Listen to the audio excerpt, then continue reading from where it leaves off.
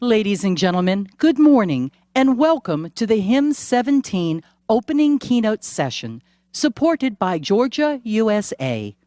Please provide a warm welcome for HIMSS Fellow Dr. Michael Zaroukian, Chair of the HIMSS North America Board of Directors.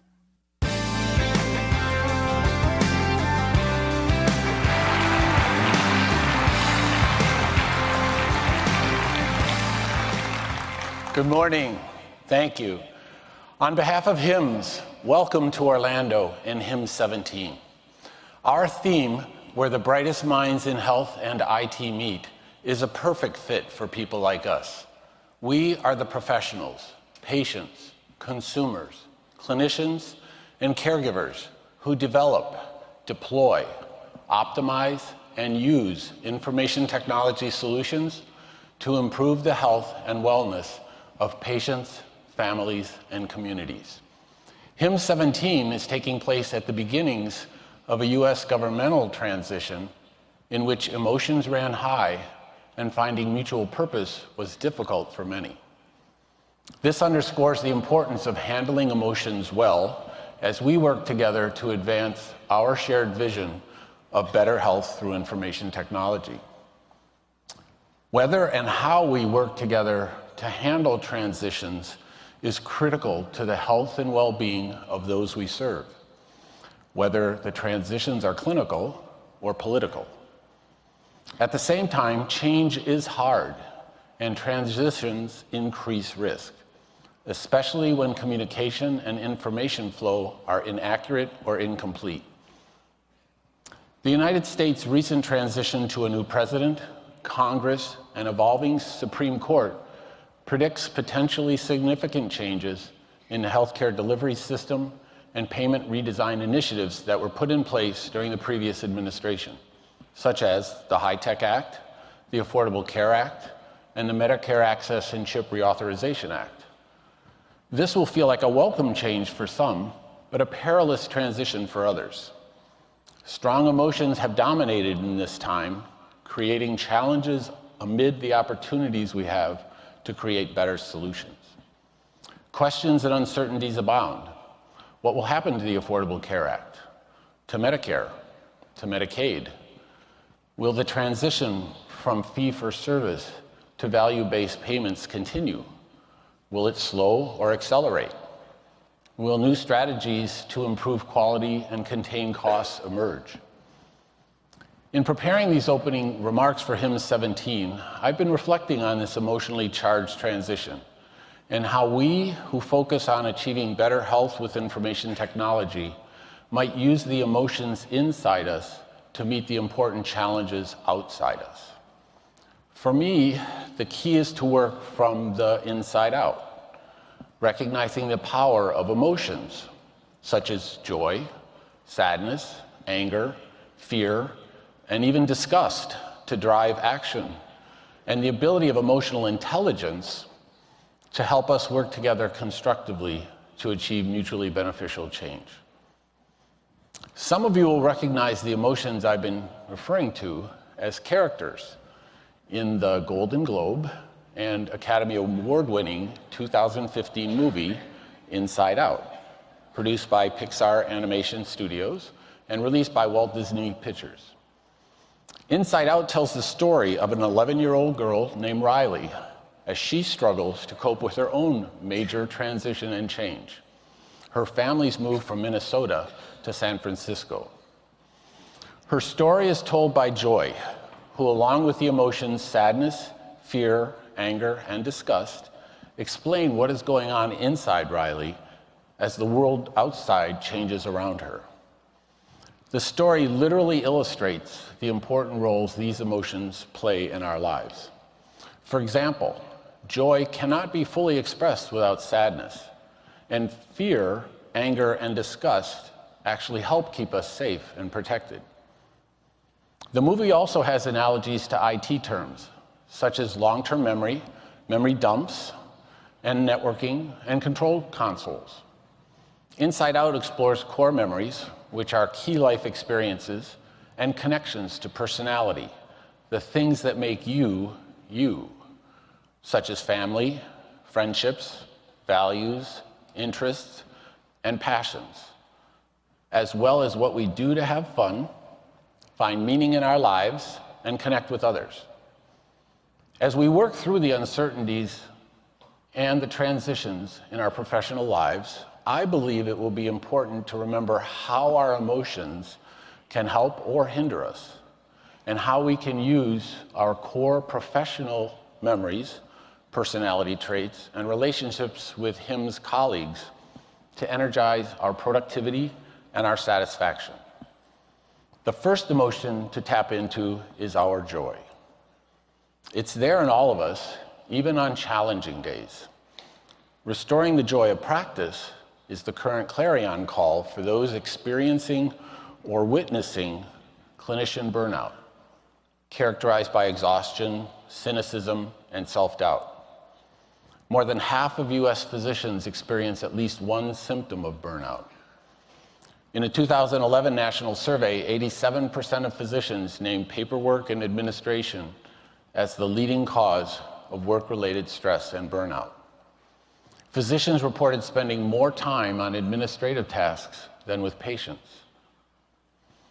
The entire HIMSS community acknowledges that the intersection of EHR technology and the clinician-patient relationship isn't as smooth as it needs to be. When I discuss EHRs with other clinicians, what comes up repeatedly is the time IT takes from us and our patients, the interaction that gives us joy and satisfaction. Clinicians want the health IT community to help reduce the time required to review and document care, so they can spend more time with their patients. But there's good news about health IT too. While clinicians want us to reduce their record-keeping burden, they love the outputs. The challenge for us as health IT professionals is to continue to provide the information that patients and clinicians find valuable, while making the record-keeping less burdensome in a payment system that continues to require documentation to support billing, even when it does not advance patient care quality. We must give clinicians and patients more face time with each other and help clinicians find more joy in their work. Fortunately, through the HIMSS Davies Award Program, we have numerous examples of high-tech, high-touch approaches that do just that. Here's a great example. After implementing a new EHR, Horizon Family Medical Group noticed less time being devoted to face-to-face discussions with patients who requested more eye contact with their clinicians during daily visits. Determined to do better, the Horizon team implemented a plan. First, they moved the exam room computers so providers could face their patients. Next, they used the technology tools they developed, templates and orders, and they saved about 30 to 60 seconds on each of 6 to 8 workflows that were common in their practice. They developed a one-page summary called a huddle report to increase patient engagement and face time with providers. And these changes added 3 to 4 minutes of high-quality patient-clinician conversation per appointment, contributing to fewer hospitalizations and helping Horizon qualify for a range of initiatives and incentive payments. The Horizon example shows what can happen when people who care about each other express honest emotions respectfully, address dissatisfaction, and take steps to improve. That's one of the important lessons of the Inside Out movie. There are many other examples of organizations creating positive change in response to difficult circumstances. For example, Children's Hospital of Pittsburgh developed innovative health IT-enabled workflows to improve performance on several safety measures.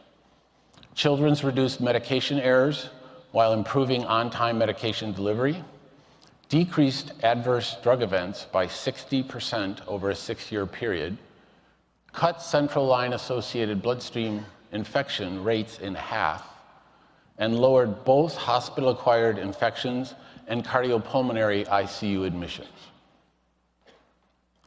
Hawaii Pacific Health wanted to improve its ability to promptly identify and aggressively treat sepsis. the health system developed a series of order sets and alerts based on evidence-based best practice algorithms. This effort reduced average length of stay for sepsis patients by almost 2 full days and saved 275 lives over 2 years. St. Clair Hospital in southwestern Pennsylvania wanted to improve its ability to prevent medication order errors. The hospital developed enhanced decision support capabilities, as well as a handheld computing system integrating with the EHR at the bedside. Over a 10-year period, this initiative is estimated to have prevented over 1,100 avoidable errors each year for about 11,000 in total. It's important to note that none of these Davies Award-winning organizations developed their solutions or achieved their results in a vacuum. They tapped into the resources available through HIMSS and its network of colleagues and thought leaders. Likewise, when I'm feeling overwhelmed by challenges and changes, I can be more resilient by remembering I'm not out there alone. I'm part of something much larger. Like Riley in Inside Out, I can listen to my emotions tell me what I need to be effective, then reach out to others in my organization and my HIMSS networks of experts and resources for assistance. The resources available to the HIMSS community are amazing to me. They include webinars, books, podcasts, research, the HIMSS Value Suite, the EMR adoption model, volunteer groups, Davies case studies, regional chapters, and more. We're bringing HIMSS quality education to conferences across North America. We're increasing our work with personal connected health. Around the world, HIMSS and Chime partner together on international activities, and HIMSS Analytics is moving from a world of commodity data to a world of actionable information. The list is seemingly endless, and the resources are virtually always helpful to my needs. In Inside Out, Riley spent much of the movie trying to find her voice, express her emotions, and negotiate a solution with her parents. The HIMSS Public Policy and Government Relations team, along with the many HIMSS volunteers who support them, help ensure that your voice is heard. Recall earlier that I posed questions about the future of the Affordable Care Act, Medicare, Medicaid, value-based care, and population health. Through HIMSS, our collective voice matters, so we do need to hear from you. Like Riley, we need time and full access to all of our emotions to understand and adapt to the transitions we are experiencing in government and healthcare. Over time, we will adapt to these new realities, make new HIMSS friends, find new and better solutions, and continue to cultivate the joy and fulfillment we experience in our work and our accomplishments. As Joy says about Riley, who got a new brain console and turned 12 as the movie ended, after all, what else could happen? Thank you so much, and again, welcome to HIMSS17.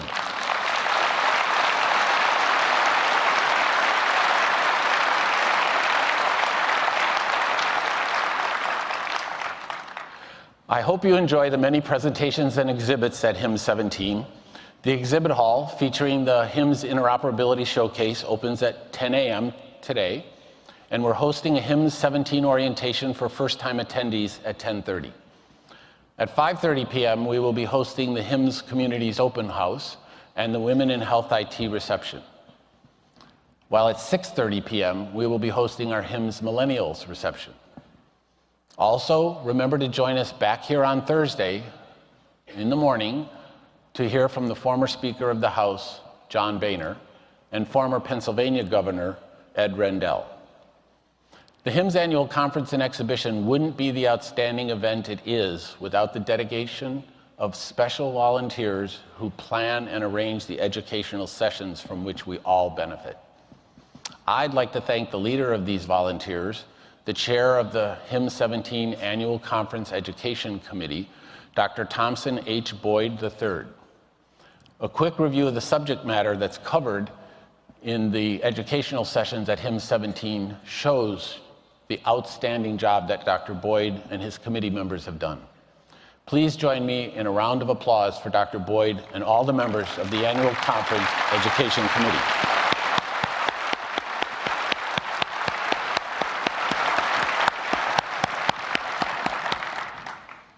This morning's keynote speaker is the leader of one of the world's most successful and well-known corporations. Ginni Rometty, Chairman, President, and CEO of IBM, has led Big Blue since January 2012. Please turn your attention to the video screens to learn more about IBM's top executive. Our keynote speaker, Ginni Rometty, is Chairman, President, and CEO of IBM. Ginni began her career with IBM in 1981 as a systems engineer in Detroit. In 2012, she was named Chairman, President, and CEO, becoming only the 9th chief executive in IBM's 105-year history. Since that time, she has been transforming IBM into a cognitive solutions and cloud platform company that leverages the power of innovation, data, and expertise to improve business and society. She is boldly leading IBM and its clients into the era of cognitive business. Ginni has been named to Fortune's Most Powerful Women list for more than 10 years consecutively. She serves on the Council on Foreign Relations, the Board of Trustees at her alma mater, Northwestern University, and the Board of Overseers and Board of Managers of Memorial Sloan Kettering Cancer Center. It is our privilege to have her here with us today. Ladies and gentlemen, please welcome Ginni Rometty.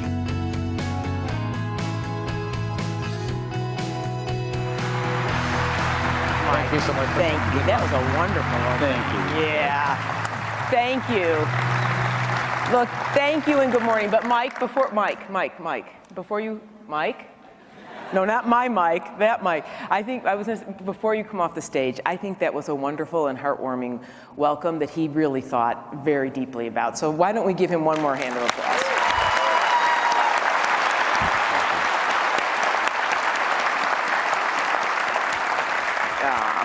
So it is my great pleasure to be with you this morning. And this is a topic that is very important to IBM, but it is very personal to me. You saw a little bit about my background and some of the boards I'm on, and hopefully you did not count years or anything in that thing there. They could have made that number a little smaller on that page.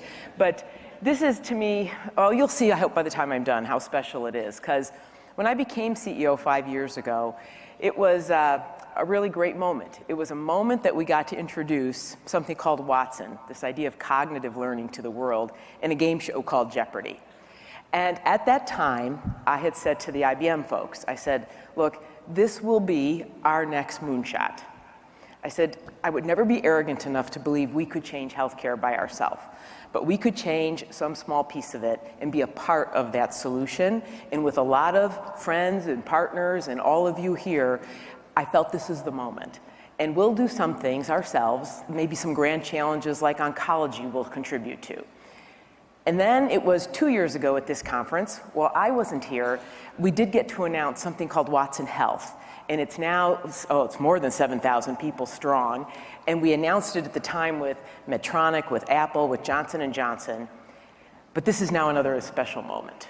You know, and on one hand, it's a very serious moment, as Dr. Mike talked about when he introduced, where there's much societal, political changes out there that'll have a great impact on healthcare one way or another. Government, regulatory, so whether it's ACA or mergers, acquisitions, and those are all really serious issues to be dealt with. But on the other hand, I also feel this is a profoundly hopeful moment in time for all of us. And that is something I want to talk about, because I think we're at a moment when we can actually transform many parts of healthcare. We can reinvent many pieces, and we can change things, like whether it's personalized medicine, epidemiology, wherever we go, it is a moment. And I think it's within our power, and as a group or a team, however you want to look at it, that we can change the world for the better. And this thing that's in front of us that I wake up, when you said, Dr. Mike, find the joy in what you do, and I think about this era. and it actually is an era that will play out in front of us, which is what we call the cognitive era. So I hope to persuade you at this early morning of three things. One, that this idea of cognitive healthcare, systems that learn, that this is real and it is mainstream, and it is here, and it can change almost everything about healthcare. The second thing, many of you are all, not many, almost everyone's an IT professional. I think you're gonna make three key architecture decisions in the next year to 2 years, and I think they will impact the world, healthcare, for the next 2 decades. And I think healthcare will be the industry impacted more than any. And then the third is, like I said, this is an era. And the third thing I want to persuade you of is that cognitive as an era could usher in what people call a golden age. But it's if we shape it wisely. And I also believe healthcare could be the leader for the world in showing what it means for an industry to shape an era wisely. So my first one, I'm going to try to run through them. My first is this idea that cognitive healthcare, artificial intelligence, is mainstream and it's real. Now, if I asked you, and this is a great big group to ask, so I am at no risk of being wrong. So if I said, how many of you are trying to digitize something? Raise your hand. I'm going to give you some exercise. Okay, almost everyone. It doesn't matter what industry I'm in. I can ask this I could ask this at home to my husband. I will win on this one. And so this idea that digital is a foundation for everything, but this idea that a competitive advantage is going to come from being cognitive, this idea of systems that learn, all of this massive data. Now, there's a land rush around artificial intelligence right now. And the kind I'm talking about for what we do is not consumer-oriented. I don't mean speech to text on the front of a search engine. I mean something that really augments the intelligence of everyone in healthcare. And so real application in healthcare, financial services, retail, and the like. So I thought I'd start with 5 lessons that we have learned. We've now been at this years. So 5 lessons we've learned in applying AI cognitive to healthcare. It's thousands of clients, lots of partners, and 5 things. One is those who are successful, they end up applying a range of cognitive services, that it is not enough to just think of artificial intelligence or natural language. You need vision, you need deep learning, you need many more algorithms. Second, and I think we're going to come back to this a lot with healthcare, you have to provide transparency. Who trained it? What data was used? How do you have confidence in the insights? Because this is an industry full of professionals. The third thing we've learned, it's got to be, therefore, domain specific. So trained in healthcare by healthcare physicians. And then fourth, it will be cloud-based to make it ubiquitous, but a cloud that is built for big data, built for security, and one, by the way, that's going to have to be hybrid, because otherwise you can't connect. This is such a wide ecosystem. Whether it's an academic center to a community hospital, you've got to be able to connect people. And the fifth learning is it's got to be an open platform, because this is an industry all about innovation, and an innovation that doesn't come from one person, and that's, like I said when we started, it's about an ecosystem of people. Now, you would not be surprised if I told you that this is what we've based all of IBM Watson on the IBM Cloud. And it's why it's emerged as the AI platform for business. And in fact, those of you that met Watson years ago, I would tell you, today, 45 countries, 20 different industries, 9 languages, and we're on a path to touch a billion consumers by the end of this year, through many of you. And so what I thought in this being persuasive that it's mainstream, let me just use us as an illustration. And there's others with solutions, but us as an illustration of what does a world in healthcare look like with Watson, with cognitive. So there's a few dimensions of healthcare that I think are ripe to change. So one of them is you'll be able to go and discover actually new medicines and new solutions. So one of the most recent examples, Barrow Neurological, they're in Arizona. With Watson, they ranked ordered 1,500 genes and in the end discovered 5 that had never before been connected to ALS. Now, but what was important, all of the evidence-based prediction was all illuminated as to why. That's what matters. But new medicines. You will do what Dr. Mike talked about, personalized care. Oncology, one of the ones close to my own heart. In 2012, I think there were 14 million new cancer cases. We're on a path for that to soon be on the range of 22 million new a year. And I was just in India well, it wasn't just last week, it was like 3 days ago. They all run together. And 70% of the new cases, they're all in these developing countries. And when I happen to be there, it's one oncologist for 1,600 patients. I mean, this is around the world. I mean, we're blessed with the number we see in countries like this. And so we're rolling out now, it's a world of personalized care everywhere. So Watson for Oncology is rolling out across hospitals in China, across India, across Thailand, across Finland, and some wonderful examples. So while I was in India, Manipal Hospitals, one of the big private hospital chains, rolling out, they see 200,000 patients a year, published now multiple studies. In something, again, Dr. Mike, you said, one simple thing, allowing a doctor with the help of Watson, what took him 20 minutes to gather, 20 seconds now. Big difference. And so the time, because that's what they want, to spend the time doctoring in what they do. But here, Juniper Medical System, which is a community hospital, is going to be rolling out as well. So a world, when I say personalized care, already we see tens of thousands of cancer patients being served. But it will also be a world of precision medicine. Now, I think all of us think of precision medicine, we think about genomics. Genomics, your environment, your Fitbit. In fact, the other day I had my Fitbit and a watch. Does anyone else wear two? There are a few of you? Okay.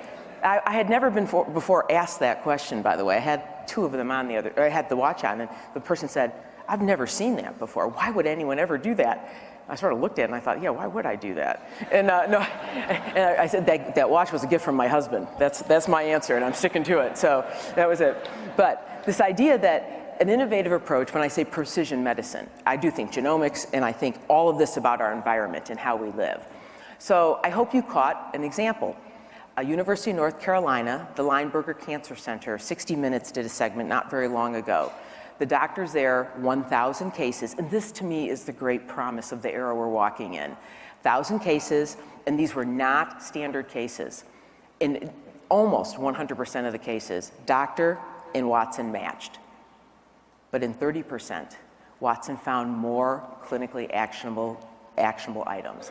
I mean, that to me is what this is all about. And so we're scaling genomics now. So Watson for Genomics is with Quest Diagnostics, so we will reach and could reach genomic sequencing, advanced stage cancer for almost any patient in the United States. In Illumina, who many of you know is one of the greatest sequence producers, is now embedding Watson for Genomics. And then today, Atrius Health, we are going ahead and announcing, and they're very well known, I think, to all of you for value-based care, really puts Watson in the front end, and they're going to be putting cognition right into the EMR that's there. So precision medicine to me is like just now going to come alive. Then the idea of people getting to manage chronic disease, another part of the world that changes.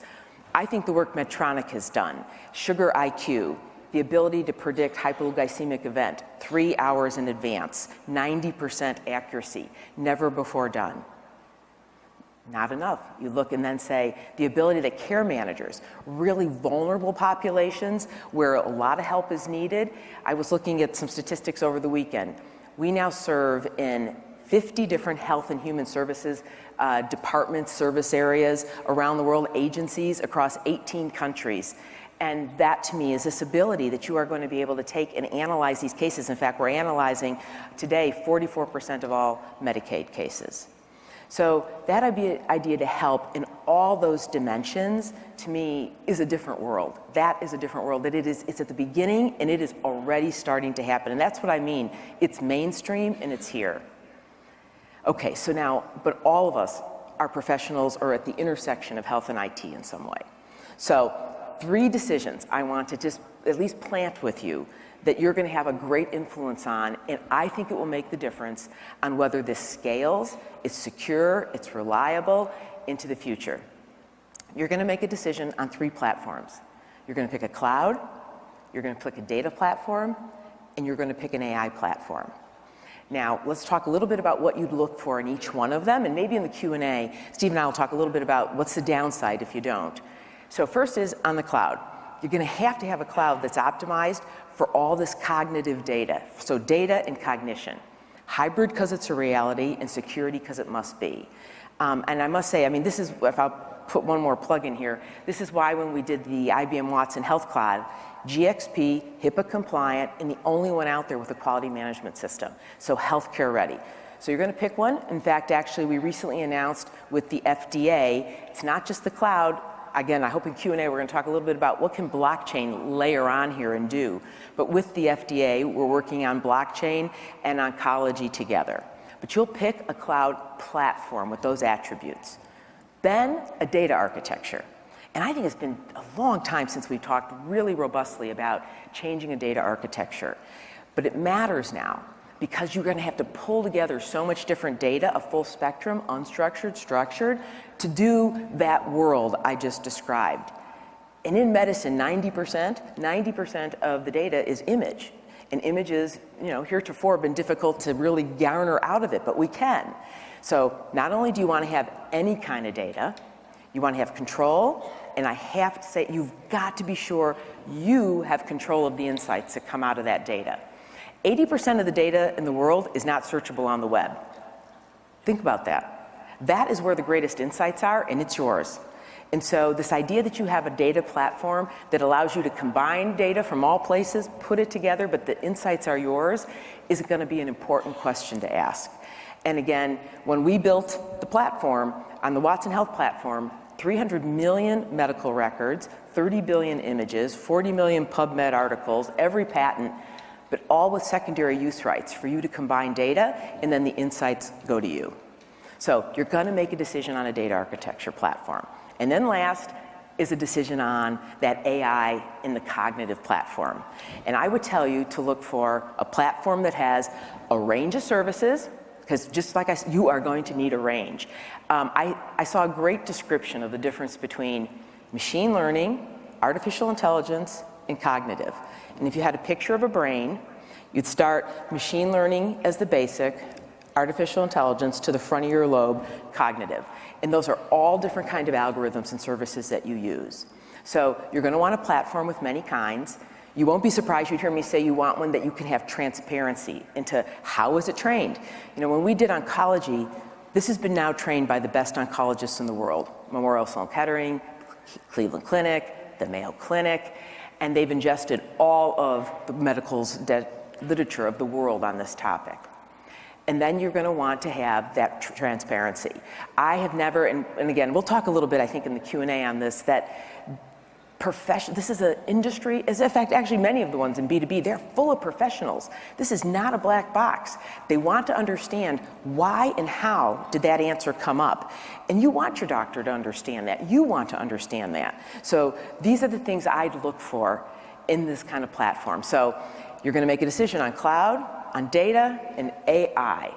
And part of why those platforms will matter, like I said, you are an industry of ecosystems.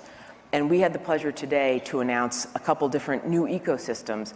One is the Central New York Care Collaboration. And think of this as the first population health management platform that pulls together almost 1,500 plus providers with all of what would be the Medicaid patients in that area. But it's integrating data from whether it's primary setting, acute, community, all together, and giving a holistic view. Again, back to this platform thought and what you could do with it. So that's a world, as I described, I think one that is really just on the cusp of changing, one that you're going to have tremendous influence on these decisions you're going to make. And as I said, my last point, though, is it could be a golden era. It really could be a golden era. And with every new era, at least in my experience, they come with amazing, aspiring dreams, but they also come with questions.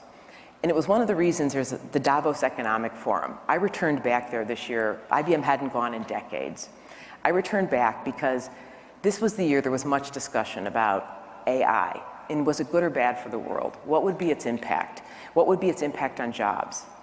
And I feel very confident in a way to answer those kinds of questions, because I think all of us that have such an impact on this, we have to take it seriously. And that when a new era comes, and they don't happen often, it's our responsibility to both guide that technology into the world in an ethical and in a really enduring way. So IBM, I prefer to call 105 years young, not old, young. I feel like we've always in our time, and we have been blessed to work with many of you, but we've been blessed to work on what have been some of the world's toughest problems. And it's ranged from the excimer laser technology that we worked on for laser surgery, to the DNA resistor, or to systems like the United States Social Security system, to the reason I called it, for us, a moonshot, is we really did work on landing the man on the moon. So I thought I'd have a little fun. I want to show you a clip about this. How many people might have seen a new movie called Hidden Figures? Okay, and for an IT tech, if you haven't, well, I'm not like a producer or something of it, so I'm not advocating it for personal reasons, but it is about the dawn of the NASA space program. So let me first show you a clip, and I'll tie this back together. It's a clip from the film out now. What's your name again? Dorothy Vaughn. We need the IBM for Glenn's launch. We got a job to do. Whatever happens up there, it's in God's hands. My guys are ready. They can do the work. Ladies, We've been reassigned. We're gonna call it She basically saved her whole team's jobs and created a value for herself. It's so funny what we think of as computers now and what they were then. It's saying victory. Is with me. You could hear it, right? From where I stand, you couldn't hear it. So that was okay. So it is a great movie. Now look, I'm a little biased on it, right? So we didn't have to pay for that advertising, but it's one of those things. But what we have done is participated in every manned space effort that's been out there. And so I feel when I say we believe in moonshots, I really believe in it. And this idea that, yes, you have to have technology, but you have to have values.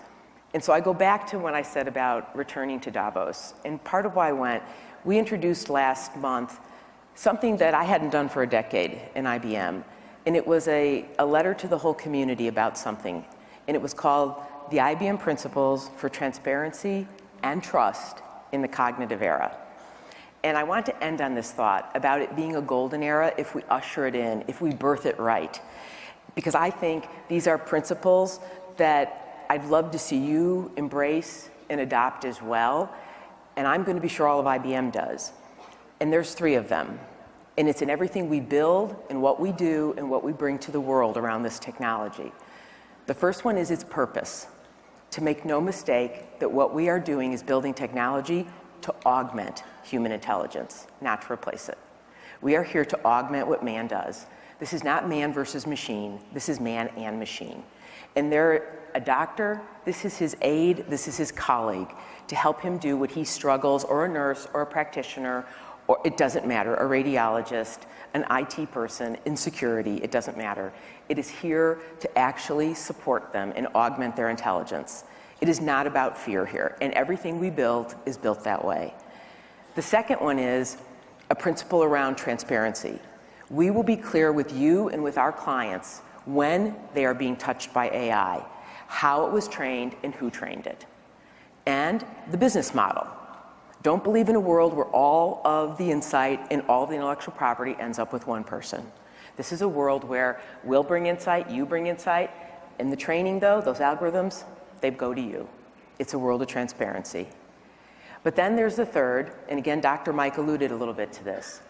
With every new era, that I can remember and back in time, with the new era is going to come new jobs. Some jobs will change, jobs will be new, and therefore it's going to be incumbent on all of us to train for those eras, train for those skills.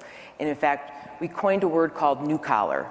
It's not blue collar, it's not white collar, it's a future job that's going to bring data, technology to almost anything that you do there. And so we can all start to do our job by preparing our kids coming out of school, our retraining, all around what this world does. So 3 tenets around purpose, transparency, and skills. So I conclude where I began. I couldn't be more excited to be here. It's probably a historic moment that I will always remember. And it is a world of forces in our control, some, but some outside of our control. But I would just, if I could make one recommendation, don't be tentative. This is a time to play offense. because you could build this world. And I think a world that I'm talking about, this cognitive world, it'll be a healthier world, it will be more secure, it will in the end be less wasteful, it will be more productive, more personalized, and in the end, it's a fairer, more diverse, and I believe more just world. And I think that's the world we all want to live in. So I thank you for letting me keynote this morning, and I wish you a great conference. So, now,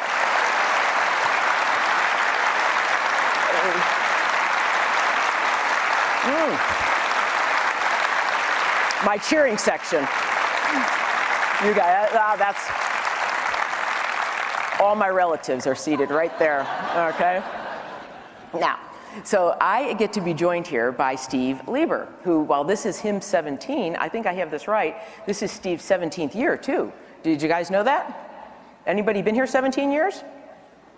My same cheering section, okay. So, Steve, where are you? Am I gonna ask myself questions? I'm here. Here you are. Good to see you up here. Good to see you. All right. Thank you so much. Let's have a seat. And first, let me start off adding to Mike Zaroukian's comments a great big welcome to all of you here in Orlando. It's so great to see you again, and I really appreciate you being with us today. You kept me busy backstage taking notes of all the things we wanted to talk about in Q&A. So let's see what we can do in terms of covering some of those topics, because you really have. You've introduced a number of really thought-provoking subjects there. But let me start out with just IBM in general. Especially, and I didn't see the hands of how many people have been here 17 or more years, but I know there are a bunch of them. The landscape's littered with companies that said, I can solve healthcare, and they're not here anymore. So why healthcare for IBM? Yeah, this was a big decision, even for me, back in the moment when we decided not only to make it a moonshot, but to say, look, we really want to invest. We've invested heavily in this area, billions and billions of dollars now, because I am old enough to remember many times that I've worked on it throughout the years, and it was never the right moment. But I think it is the right moment, and I'll tell you why. There's no bigger grand challenge that is important to this world. And I think that's why this conference has 42,000 people in it. But B, there is a confluence of things that could make it be the right time. So where the technology is at right now, I think is so much, because health is not a system per se. It's not a formal system, and that's always been the challenge with it. And with many of these new companies, or companies over the years that have sprouted up, many of them have never been really products, they're features. So you have all these little islands everywhere. But now, I think the biggest contribution can be made through all of this data. And it is now at a time when we can pull it together. It can be done cost effectively. There's a mechanism called the cloud. Artificial intelligence is out of its winter. And you can pull all this together. And it's a moment when the whole system focused now more on value and a type of technology that can actually free a practitioner to do what he wants to do or she wants to do. So when I pull together the confluence of the size of the problem, the type of technology, its cost point and where it's at, and this ability to now do things you couldn't do before, because I think a really important part, what we're doing here, we're not replacing necessarily, this is not about replacing healthcare professionals. This is about making them do what they love to do and allowing them to do it in a way. So this has really been one of the important learnings we've had over the years. I've watched it, because many people's first reaction was, well, I don't want to, it's going to be a replacement, I'm threatened. But what I've watched in hundreds and hundreds of doctors, it's both a very collegial relationship. And Toby Cosgrove from the Cleveland Clinic, when he and I have talked about this a lot, he says, we're now on a path that data is going to double in healthcare in 75 days. It's impossible. And everyone in this profession wants to do their very best. So this idea that you can augment, and I watched that happen in the technology at that point, I think that will be what unlocks this ability to augment and allow people to do what they do better will make the difference in time. I saw that a couple of years ago, and the years do kind of run together quickly, and so it may have been more than that. But early days in terms of the first rollout of Watson, and you had oncologists from Memorial Sloan Kettering and Anderson and Cleveland Clinic, Mayo. I was struck by their engagement in what was being developed. And I say this was early days. It was not a commercial product. And I thought about it then in terms of exactly what you just said about, I'm surprised they're not feeling threatened. And so I'm just kind of curious of how did you get the clinician buy-in? How did you get to the point where... We've had many learnings. So there's no straight road, right? And all trees don't grow straight to heaven. And so we've had many learnings along the way. But because it was built for them, with them, and this idea, what I learned, you know it already, because you face it every day, but what I saw so clearly was the point about workflow, in that you have to be in a workflow at the right opportune moments for this technologies to be adopted. If this is something that goes and rides side saddle, that just doesn't work. That won't do it. And by the way, it's something I learned not just with doctors. I watched it in every profession we've worked on, because we work on underwriters, financiers, cybersecurity professionals, sales professionals. Everyone's a professional. You've got to be in workflow. Everyone's like, hey, I don't have time to change my workflow here, right, to get adoption. And I'm very empathetic to that. So that's a lot of our learnings, in where I see greatest adoption is where people understand how to fit that in. And by the way, it's why we had to go build out big design centers and all sorts of things to get that going. So that was one big way of how to get adoption. But I will tell you another. I was with a group of physicians, cancer specialists, and we were talking about this, and I said, well, but what's going to make you, why are you doing this? Why are you guys giving all your time? I mean, some of these, they've been training for tens of thousands of hours. I said, why are you doing this? And one of them said something really astute. She said, because the next generation of patients will demand this. And I think that is another equally motivating reason. Well, there's no question about it. I think we all, especially those of us in this space and are as close to it as we are, we recognize potential, we recognize where this is going in terms of personalized medicine. The challenge is being able to, and I think you touched on it with your 3 platforms. To hit a tipping point here. You need these pieces and all to bring it together and start to address other things. And so talk a little bit more about the 3 platforms. And you said there may be a downside or an alternative approach or view. I think the 3 and why, because to get this to scale, and many of you I'm sure have got both things you're doing, an experiment or trying or rollout. And, but I do now, when people say, why do you believe so hard? I say, because I have the data. I mean, now I see the results. This is out there with tens of thousands, hit 1 billion people at the end. So it's moving. So it is reaching those tipping points by what's happening. But the inhibitors are those platforms. Because I was mentioning to Steve, I was out last week with a group, and they were talking about the challenge. He said, in the business, they'd had all these people trying lots of different artificial intelligence. He goes, now I got a problem. I got all these little islands everywhere. I can do nothing with this stuff. I can't even match the learnings up with each other. And it was very reminiscent to me of the distributed computing days, when everyone did sort of a little bit of thing, and then we sort of had to pull all that back together. So I think you can get ahead of it now, and that's what I meant. You can get ahead of it now by thoughtfully. On one hand, you want lots of experimentation, and then there will become a day, though, that you want to put platforms in for that experimentation to happen. And so you'll pick 1 or 2 of these kinds of platforms to get that moving. And I think it may be, for a group like this, one of the most important things, they start to think about it, if you all, as a platform, not just an individual point solution, because that's where the power is going to come, especially because it's an ecosystem to pull together. Yeah. In your remarks, you just mentioned the word blockchain. You really didn't go deep. Because I could go like an hour on that. And so it's sort of part of next phase. It's the things we need to start thinking about and understanding. Talk to us a little bit. How many people are looking at, think blockchain has an application to this industry? Okay, the front of the room. And how many of you have businesses in that too? No, I'm just kidding. And so, that would be me too. So, but the reason, this is one of those, and it's not an era in and of itself, it's an approach. And most people heard of blockchain first with Bitcoin. And that was the thing that kind of put it sideways to many people. But what I mean when I say blockchain, it's the technology that was actually underneath, the basic technology that could be underneath a Bitcoin. And all it simply says is you could safely, securely, trusted exchange anything. And if you think of it that way, man, it applies to so many things. And whether it's clinical trials or regulatory compliance, because we're doing a lot of work in compliance and financial services, and you're just right behind, you know, in this. And so the idea that you could exchange, so why I'm so optimistic about it, I myself, in our own company, we've now got in production many blockchain production applications. I have a whole financing business. We put the whole ledger up on blockchain, and now we're doing all our dispute resolution. I have a services business. All the parts are flying around. I mean, you have medicine. You have parts flying all the way through the supply chains of healthcare. And we're both sides. It is unbelievable the productivity that you can get and the authenticity and transparency into the data.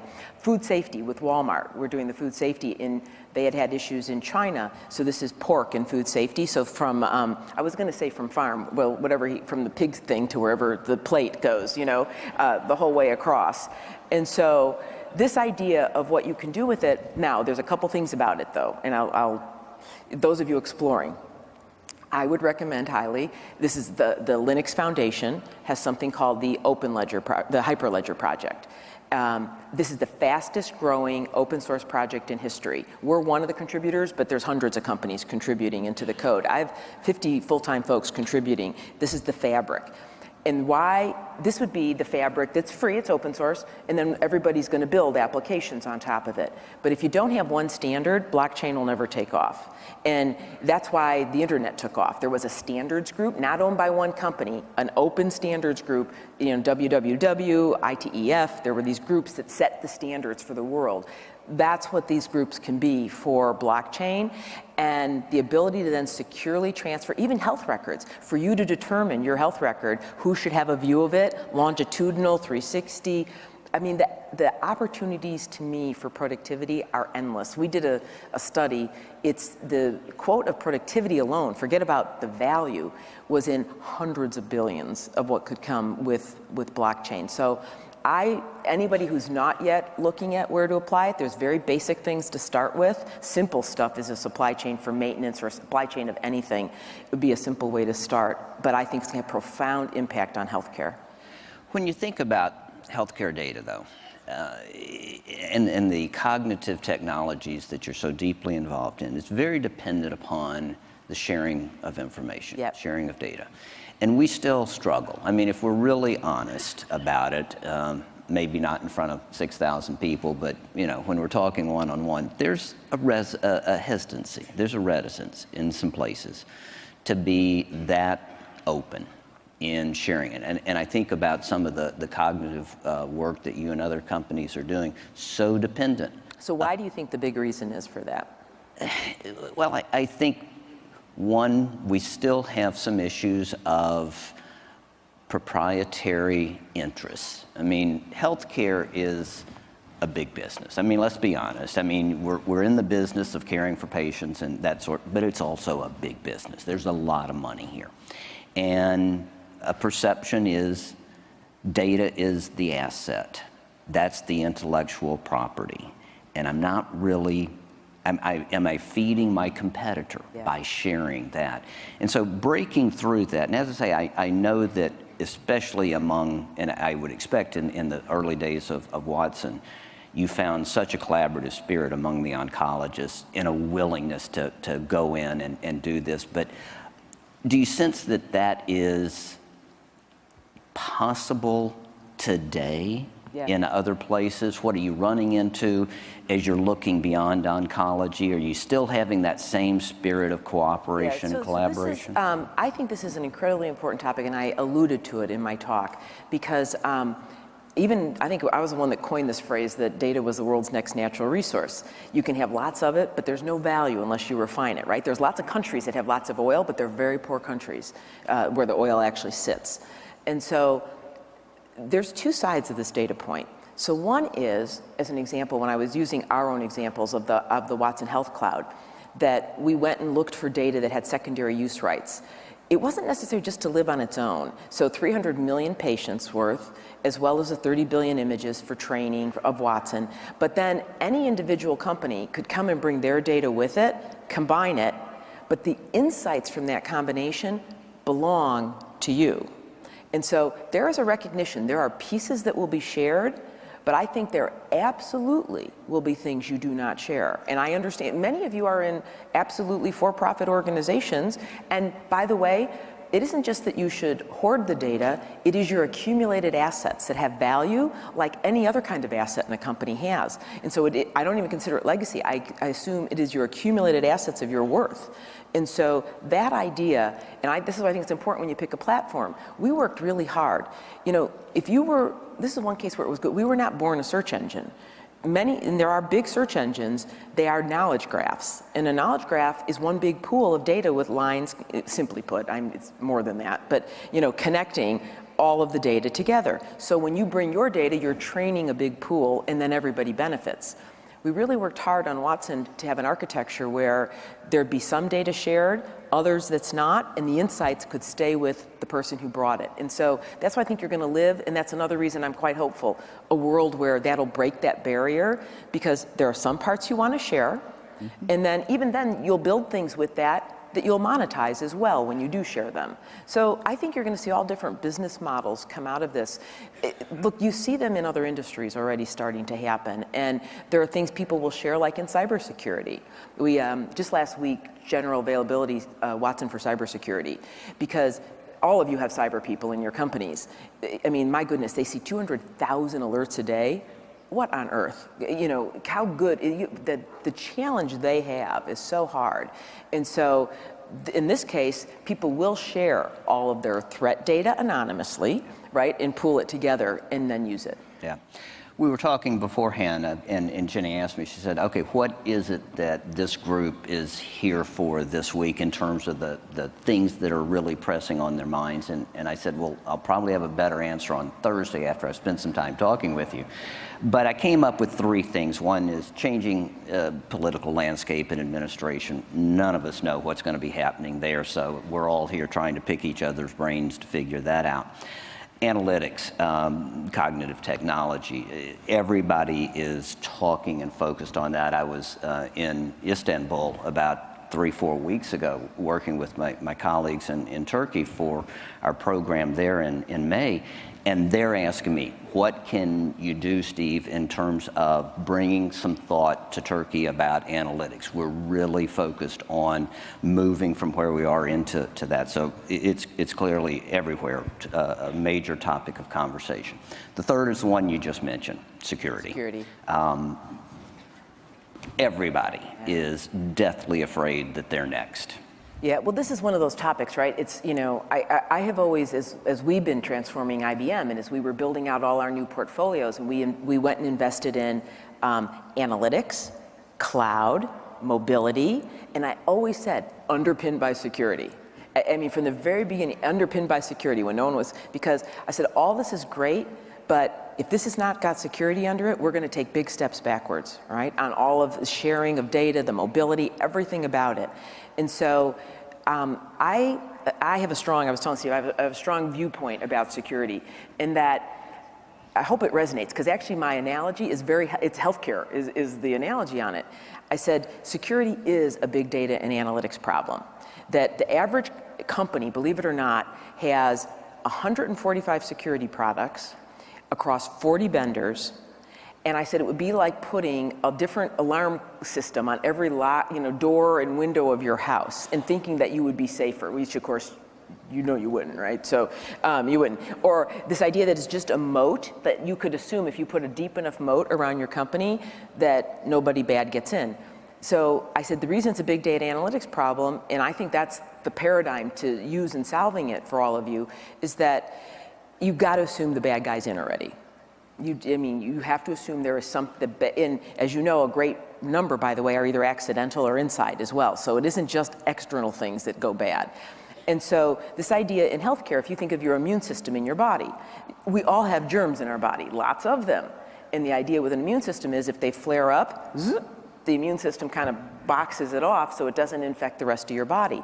That's what you would do with security. And it's how we run it in the company, and that's the portfolio we built, which is it's constant monitoring of everything and making those connections you can never see. And it's, I always say, the little footprints in the sand of what's coming.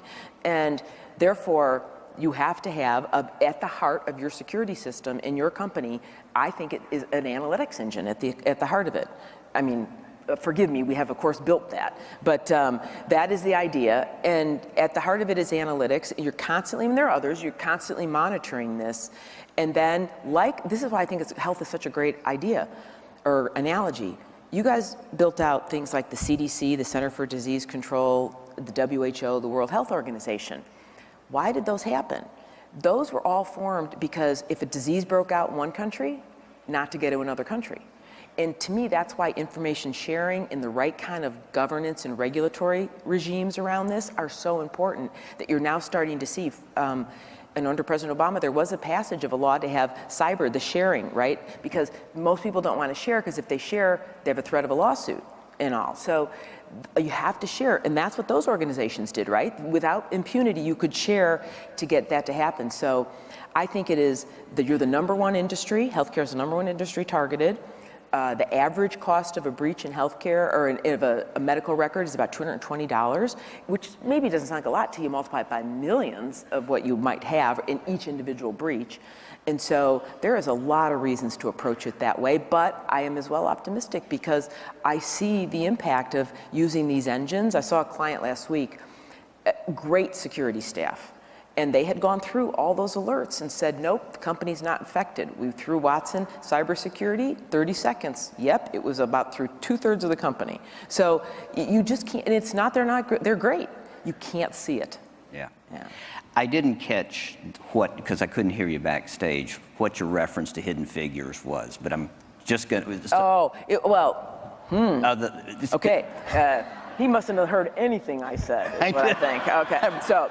I wanted to go down a particular path, but I didn't know how much you'd already said down this path. Okay. So Hidden Figures, I've always said, when we started our work in healthcare and made this really formal announcement and that we'd worked up to for quite some time, it was our moonshot. So inside to my IBMers, I've always said this is our moonshot. And the reason was IBM's time working, one of the great, and we've had a chance to work on many great things in the world, but one of them was landing the man on the moon, all the manned space missions. If you look in our archives, the photos of that point in time, the space control, they're all IBM shirts hanging every other 2-3 with other companies, but hanging on the jackets there, played a huge role. And it's this idea that you, even if it's hard, take a grand challenge and you do your part in the world to make an impact on it. And so the Hidden Figures, if you haven't seen the movie yet, you got to go see it.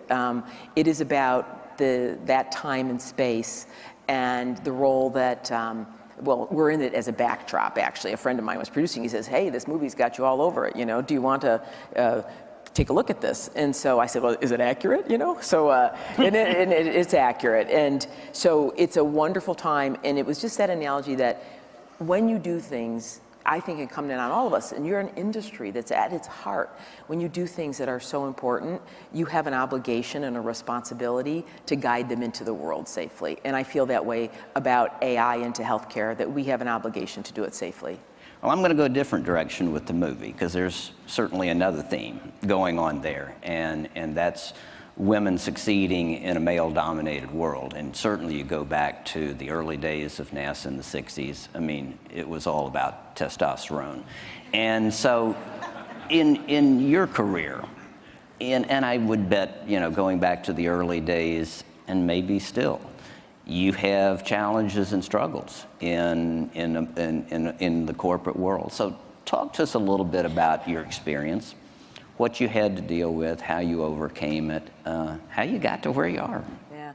Well, for me, I guess we all learn so much from how we're brought up. And I've told this story at times. I mean, I was raised by a single mom. And we had sort of a pretty normal, very normal life until I was my early teens, but my siblings were all quite younger than I. And just one day, my mother found us all alone with no money, no house, nothing. And I always say my brothers and sisters and I all really watched and learned just by watching her, nothing she ever said. She didn't have a college degree, but no money, she had to do something. And so, for a while we had to go on food stamps and all these other things, and she went back to school, and by the way, she ended up working in her whole career at Rush Presbyterian, a hospital in Chicago. And But what I watched at that time, and I think what it taught us is, A, you never let someone else define who you are, and B, you always find a way to take care of yourself. And as you know, as I tell young people all the time, and I mean, in the end, it turned out great. My siblings are, I always say, I am the least successful of the four of them. The other three have done superb. And my mom always says, God, what did I ever do? And she did everything. And this idea that early on, you know, you always do what you think to take care of, you know, not only yourself, but that don't let others define you. So I always say to, whether it's young women, but actually young men, anyone, you know, one of the reasons I'm such a strong proponent of STEM, of technology and science and math, and particularly in this stage when I talked about new collar, right? We're gonna have math and data riddled through every job that's out there. It will be the birth of new vocational schools, right? I think it'll rebirth that in America. But I say go to school and take math. Take math, take science, take some. And I said, I practiced as an engineer for just a very short time. I worked for General Motors first.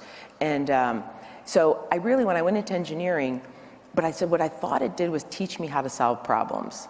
Now they get bigger with time, by the way. So, but whatever, no matter what you choose to do, I think it's a great foundation. And so that to me is what kind of led me down this path of, A, don't let someone define you. B, go right ahead and, you know, take something that'll give you that foundation that would endure for anywhere you chose to go in your life. And, you know, because I spent much of my time, not just in engineering, but in sales and in services and building out our services business and just a wide range of things. And that would be my recommendation. As a liberal arts major, I might get into a debate with you about STEM versus liberal arts. But in all seriousness, in your role, and you said it, you only practice engineering for a short period of time, and then there are new skills that you have to develop, and certainly when you get to the top of the organization, my degree in psychology might be a little bit of a help in a situation like that. No. You know, people always say, you know, they say, what do you look for when you hire people, right? And I always say, and I think this is never more true than right now, the most wonderful characteristic is someone who is endlessly curious. Because I saw a book the other day, one of the great characteristics is now for everyone, lifelong learning. And I think for all of us, it's why you're here. Why else would people be here for 3-4 days, right? Other than being endlessly curious. I think that's what you need in this day and age, because the reinvention is happening so fast. So that's why I've often said when people say, well, did you have a mentor? I often recommend to people, you don't want one. I think every time you're with someone, you look at them on, well, what can I learn? What can I learn from Steve, right? So look, Steve has been CEO of this organization for 17 years. Do you realize how many people are not CEOs for 17 years? There's like one, it's Steve. So you should, it's true. And it is, so every encounter, so I want to ask you a question. Right. So your 17 years, which this is your, Steve and I came out front to watch the introduction. We both wanted to see it. And I said, you know, cherish these moments, because this will be, you're sitting here in that role the last time to watch at this conference, that motion. And so what have you learned over all of that time that you would pass on? What I've learned most, and you touched on it a moment ago, is the need to be flexible. One of the things I've talked to the HIMSS staff about, and I think if you ask any of them, you know, what's the one thing that Steve talks about most? It's change and flexibility. It's what defines us. And it's really been what has allowed HIMSS to grow from where it was 17 years ago to where we are today, is that willingness to be flexible, that willingness to embrace change, that willingness to take calculated risks.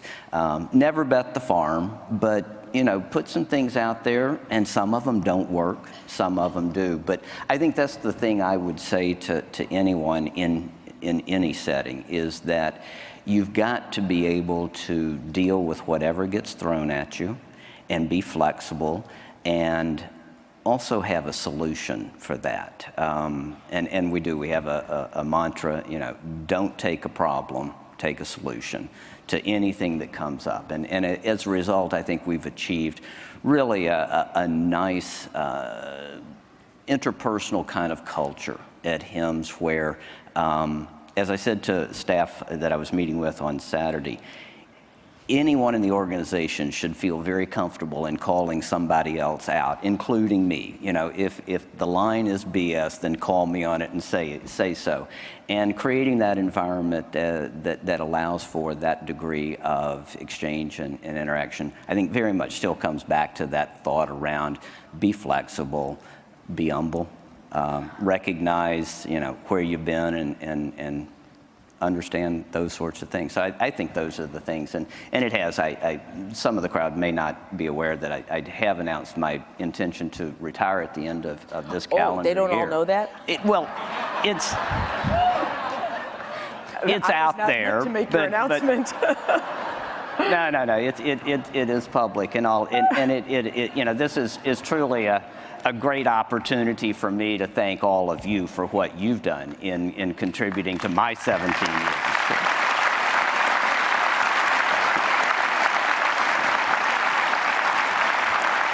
Well, you got your fan club. Thank you. There you go. Thank you.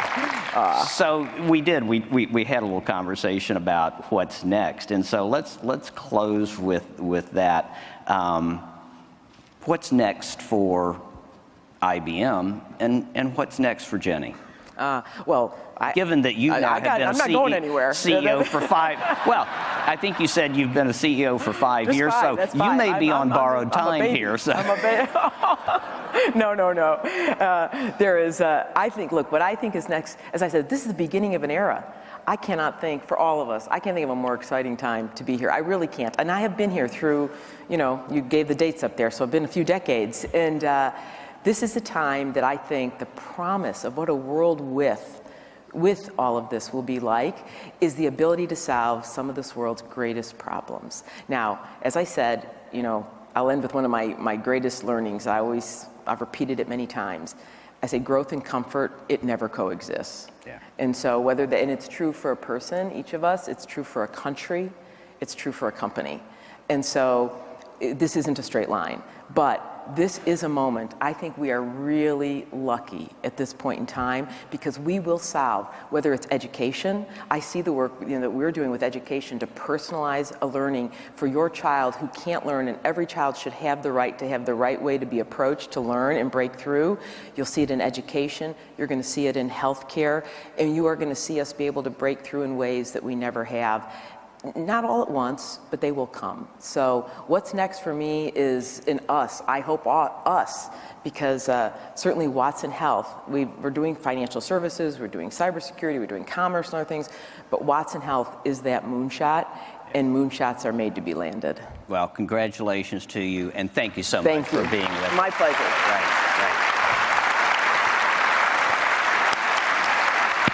For Steve, his last interview.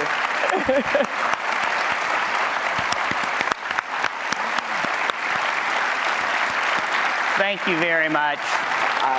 Thank you. Thank you.